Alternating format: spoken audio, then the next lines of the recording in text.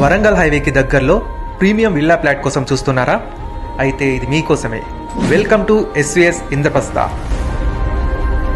ఈ venture Warangal highway నుండి కేవలం 500 మీటర్స్ దూరంలో యాదాద్రి టెంపుల్ మరియు స్వర్ణగిరి ఎయిమ్స్ హాస్పిటల్కి అతి సమీపంలో ఉంది.